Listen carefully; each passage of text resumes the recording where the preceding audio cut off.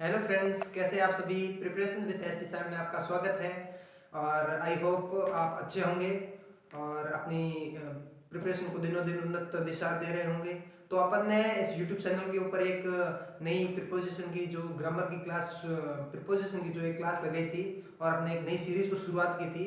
उस सीरीज की एक क्लास हो चुकी थी जिसके अंदर अपन ने देखा था कि जो प्रिपोजिशन है उसका एक प्रिपोजिशन लिया और कुछ ऐसे फैक्ट लिए जिसको लेकर अच्छे कॉन्सेप्ट थे और अच्छा तरीके से आपने कवर किया था। और अब हम आगे बढ़ते हैं और थोड़ा पीछे वाला रिवाइज कर लेते हैं कि पीछे वाले में था क्या। पीछे वाले में बेसिकली दो तीन ऐसी चीजें थी जो एक तो डेफिनेट टाइम,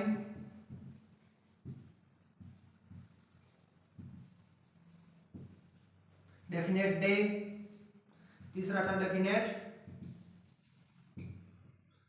लोकेशन, चौथा था डेफिनेट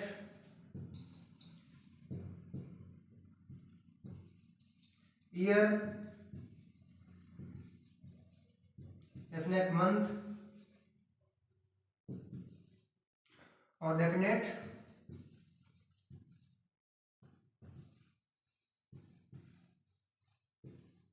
डेट के कुछ कॉन्सेप्ट थे जिनको अपन ने सॉल्व किया था। उसके एग्जांपल भी देखे थे और एग्जांपल के थ्रू आपको अच्छे समझ में आया होगा। तो पीछे वाला रिवाइज कर लेते हैं। कुछ ये चीजें थी जिनके सेंस में अपने को यदि ये चीजें मेंशन कर रखी हो क्वेश्चन के अंदर तो अपने को कौन सा प्रीपोजिशन यूज करना है। ऐसे अपन क्वेश्चन को वापस एक बार एग्जांपल के थ्रू भी समझा था। तो यदि किसी में डेफिनेट टाइम की बात हो उस सेंस में अपने को एट का यूज करना होता है। आपने एक क्वेश्चन लेके भी समझा था। और उसके बाद दूसरा डेफिनेट डे की बात करें उस सेंस में हमें ऑन का यूज करना होता है। ये भी अपन ने एक एग्जांपल लेके देखा था। यदि किसी दोस्त को लगे कि ये कब बताया था तो आपको इसके लिए पिछली क्लास देखनी होगी और पिछली क्लास यदि देख चुके हैं उसको ये आसानी से समझ में आ रहा होगा। और तीसरा जो है डेफिनेट लोकेशन के बारे में भी एड का बताया था मैंने और ईयर में इन बताया था, मंथ में भी इन का बताया था और डेट में ऑन बताया था। ये जो कॉन्सेप्ट है आप अपन ने क्वेश्चन को लेकर एक एग्जांपल लेकर समझा था और आई होप आपको अच्छे से समझ में आया होगा और आप अच्छी मेहनत के साथ वापस दोबारा इसको रिवाइज किया होगा और ताकि आपको एकदम परफेक्ट तरीके से समझ में आ गया। आज अपन शुरू करते हैं वापस इसी चीज को। तो शुरू करते हैं एक नए क्वेश्चन और एक नए कॉन्सेप्ट के साथ और जिसके अंदर अपन पूरे एकदम बेसिक वे से पूरे बुकिश वे से पढ़ेंगे ताकि ये सीरीज आपको आसानी से समझ में आ सके। तो आप जुड़े रहिए प्रिपरेशन एस डी के साथ और हमारे चैनल को सब्सक्राइब कर दीजिए और प्रत्येक वीडियो को लाइक कीजिए ताकि हमें भी लगे कि हमारी जो मेहनत है वो फिजूल नहीं जा रही है और आपको हमें भी इस चीज़ का कॉन्फिडेंस आए कि हमारी जो मेहनत है उसका आपको भी फायदा मिल रहा है और हमें भी इस चीज़ का फायदा मिले। तो अपन शुरुआत करते हैं आज के इस नए कॉन्सेप्ट और नए क्वेश्चन की। चलते हैं। अपन का आज का जो क्वेश्चन है वो है सी डाइड हार्ड अटैक। ये जो क्वेश्चन है इसके अंदर जो ये आपको ब्लैंक दे रखी है इसको फिल करना है, भरना है। इस ब्लैंक के अंदर कौन सा प्रीपोजिशन आएगा जैसे मैंने आपको ऑप्शन में दे दिया, ए में दे दिया ऑन, बी में दे दिया ऑफ और सी में दे दिया विथ और डी में आपको दे दिया इन। अब इनमें से आपको चूज करना है कि राइट ऑप्शन कौन सा है और फिर हम आपको बताएंगे। यदि आप पहले इसके अंदर बताएंगे कि इसके अंदर कौन सा राइट आंसर है और कमेंट बॉक्स के अंदर बताइएगा कि इसमें से कौन सा आंसर सही है। तो अपन इस सीरीज को आगे बढ़ाते हैं और बताते हैं कि इसके अंदर ऑप्शन सही आंसर जो है वो है ऑफ, जो बी ऑप्शन के अंदर है। बी ऑप्शन इसका सही है। अब अपन देखेंगे कि बी ऑप्शन आया कैसे, सही किस हिसाब से बी ऑप्शन सही है। तो इसके अंदर आप विशेष चीज ये देखिएगा कि जो किसी सेंटेंस के अंदर किसी वाक्य के अंदर यदि डेथ की बात हो, डेथ या डाइट की बात हो तो एक्सप्लेनेशन देखते हैं।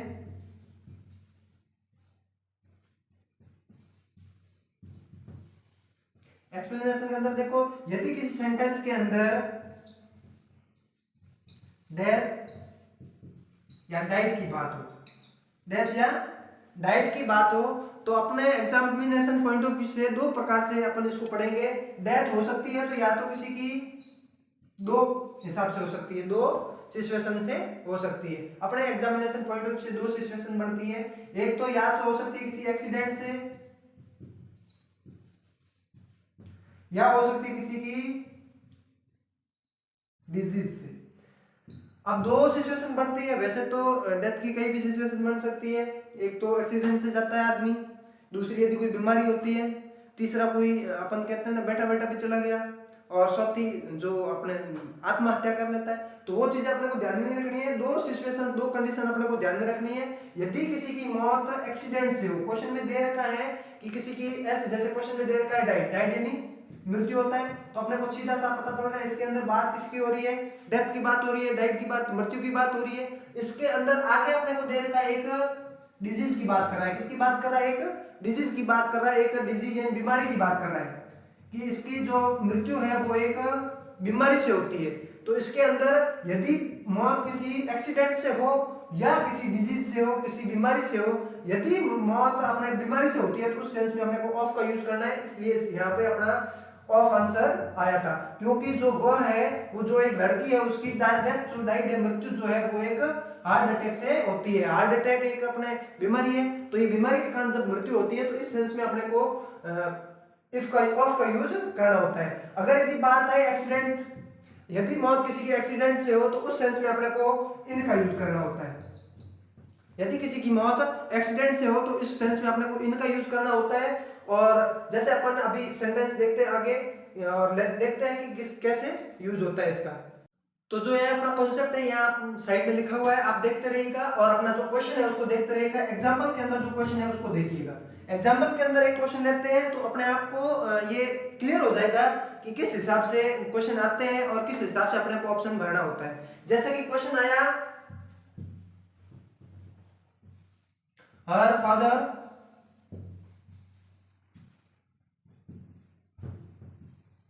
died a road accident. अब इसके अंदर क्या आएगा, अपने आप को सीधा समझ में आ रहा है, हर फादर मतलब उसके फादर की डेथ यानी क्या होता है? मृत्यु।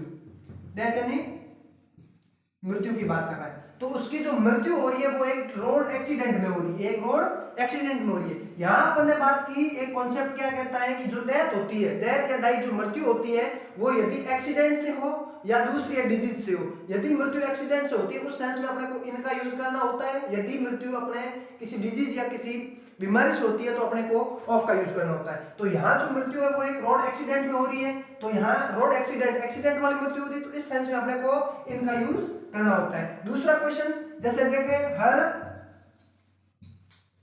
Her father died cancer.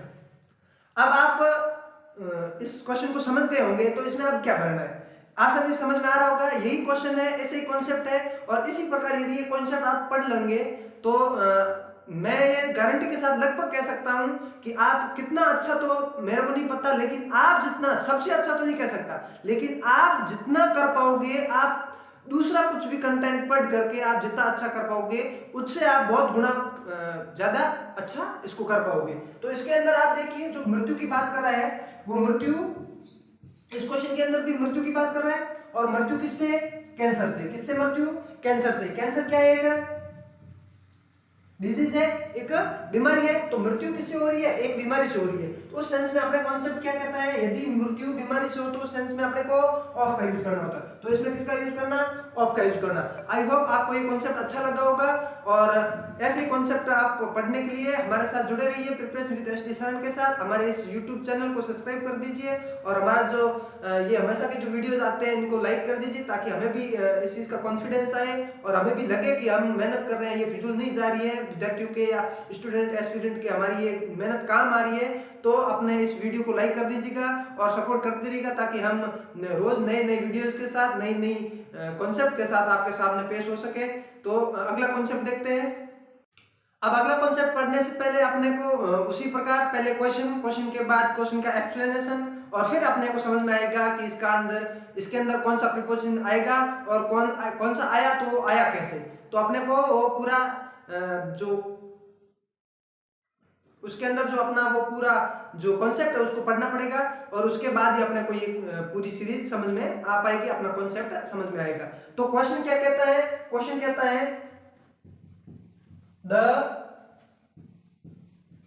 Apple cut dash a knife. जो एप्पल है उसको एक चाकू से काटा जा रहा है, एप्पल को चाकू से काटा जा रहा है। इसके अंदर आपको ऑप्शन में दे दिया ऑन, ऑफ, विथ, एट। अब आपको बताना है कि इसके अंदर कौन सा ऑप्शन सही है और कौन सा है तो वो क्यों है। और क्यों के लिए अपन पढ़ेंगे एक्सप्लेनेशन।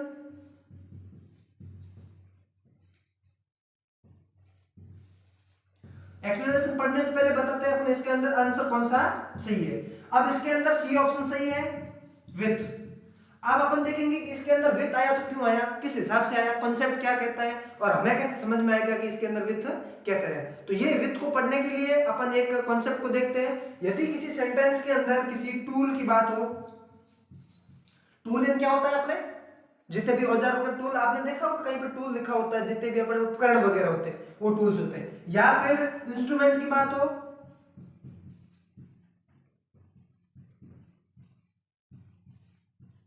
या इंस्ट्रूमेंट की बात हो, और या फिर वेपन्स की बात हो,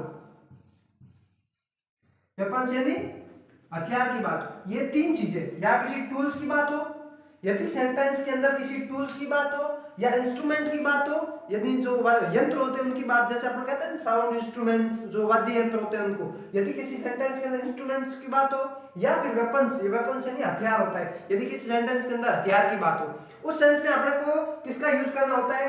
ऐसे जो कॉन्सेप्ट, ये जो चीजें हैं किसी भी सेंटेंस के अंदर दे रखी है, जैसे इस क्वेश्चन के अंदर नाइफ दे रखा है, नाइफ एक टूल है, अपना एक उपकरण है, ठीक है। इस प्रकार के यदि कोई भी चीज, यदि टूल दे रखा हो या फिर इंस्ट्रूमेंट दे रखा हो या वेपन्स दे रखा हो, तो ऐसे जो क्वेश्चन के अंदर जो ये चीजें दे रखी है उस सेंस में अपने को हमेशा विथ का यूज करना होता है। इसी प्रकार अपन ने इसमें देखा कि द एप्पल, जो एप्पल है उसको काटा जा रहा है नाइफ, नाइफ के द्वारा, चाकू के द्वारा। तो चाकू से इसको काटा जा रहा है, तो ये एक क्या हो गया, ये एक टूल हो गया, इसका उपयोग टूल के रूप में किया जा रहा है। तो इसके इस सेंस में अपने को किसका यूज करना है, विथ का यूज करना है। विथ अपने का इसमें, अपना इसमें सही है। तो अपन देखते हैं आगे एग्जांपल के साथ और इस सीरीज को या इस कॉन्सेप्ट को दोबारा पूरा तरीके से समझते हैं। और अपना जो चाकू है, ये चाकू जो है ये टूल के रूप में भी उपयोग हो सकता है, और इस चाकू का अपन किसी वेपन्स के रूप में भी उपयोग कर सकते हैं। वेपन्स के अंदर वगैरह जैसे अपन किसी का हथियार वगैरह हो सकते हैं, जैसे कि तलवार वगैरह होगी, छुरा और बंदूक वगैरह, ये सारे वेपन्स के अंदर आते हैं। जो भी वेपन्स का यूज, जहां भी सेंटेंस के अंदर वेपन्स का यूज लिया जा रहा है, उस सेंस में अपने को वेपन्स, टूल और इंस्ट्रूमेंट यदि किसी सेंटेंस के अंदर उपयोग लिए जा रहे हैं, उस सेंस में अपने को विथ का यूज करना होता है। तो चलो अपन देखते हैं आगे इसके एग्जांपल, और एग्जांपल के थ्रू समझते हैं कि इसका क्या कॉन्सेप्ट है और किस हिसाब से अपने को ये चीज अच्छे से समझ में आ जाएगी आपको एग्जांपल के साथ में। तो चलो देखते हैं एग्जांपल, और एग्जांपल में अपने अच्छी तरीके से इसको समझते हैं। और आप लोग हमारी सीरीज के साथ बने रहिएगा और चैनल को सब्सक्राइब कर दीजिएगा, ताकि हमें भी लगे कि हमारा जो ये चैनल है ये हमारे आपके लिए बहु उपयोगी है। तो चलो शुरुआत करते हैं, तो चलते हैं और शुरुआत करते हैं और आगे बढ़ते हैं और इस कॉन्सेप्ट को एक एग्जांपल के थ्रू समझते हैं, ताकि ये कॉन्सेप्ट अपने एकदम परफेक्ट तरीके से अपने दिमाग में फिट हो सके। तो अपन एग्जांपल देखते हैं, इसके जो एग्जांपल है वो देखते हैं। जैसे कि एग्जांपल में देखा सी ऑलवेज राइट ए पेन।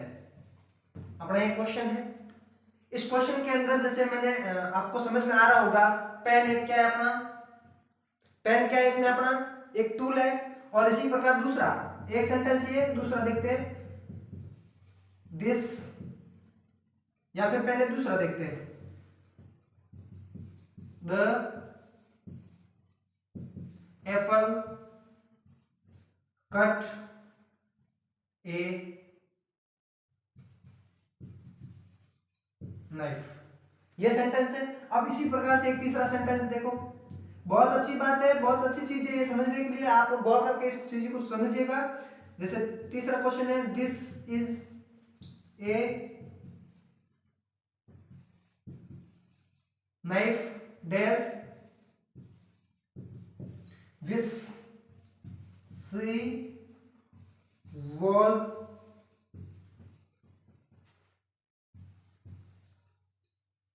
मर्डर्ड।